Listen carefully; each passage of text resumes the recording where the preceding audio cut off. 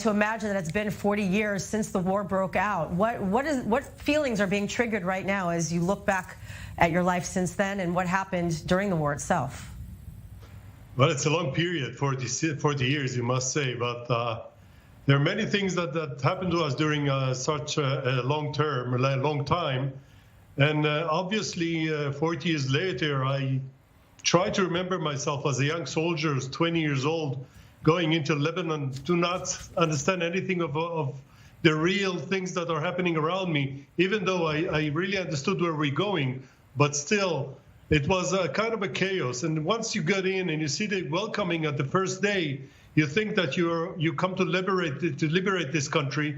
And step by step, you understand when the casualties are beginning to pile, you understand that this is a different story. And 40 years from then, having been injured in that war, losing my right hand, I can tell you that the pictures are coming back and back, reminding me every step. But to be honest, I am never sorry for what I've been through.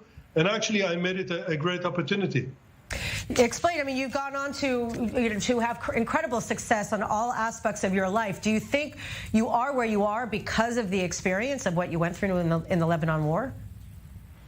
It's a question I've been asked repeatedly by so many people.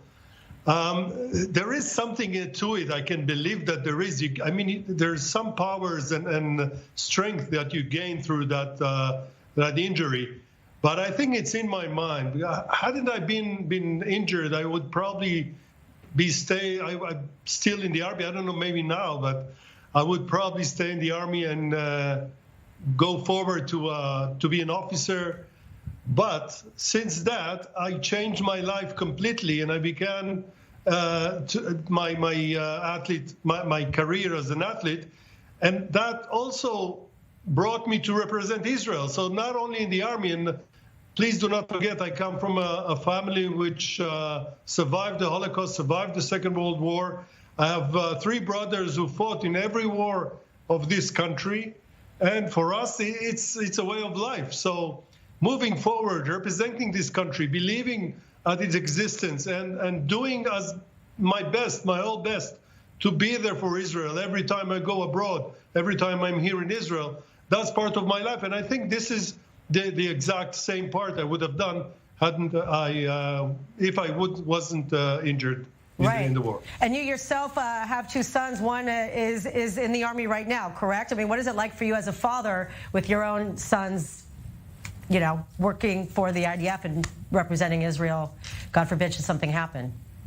Look, it's a very difficult question when your sons are when they reach the age of 18 and they need to choose their path. But I remember a few talks with them. Both of them are now over the army service, but they're still called for reserves because they both served in elite units. And especially my eldest, who served in a Goz, confronting Hezbollah, it makes you wonder if this is the legacy you want to leave to your family, your kids. But then this is part of Israel. This is part, and I always tell that to people. Once you are injured, it doesn't mean that your life is over.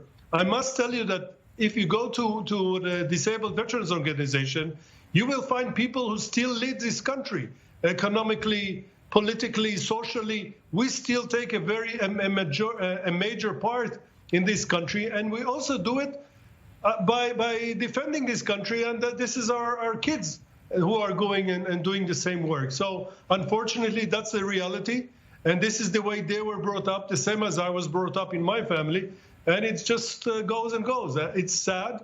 We all aspire peace. We think about it. We want it very much. We strive for it.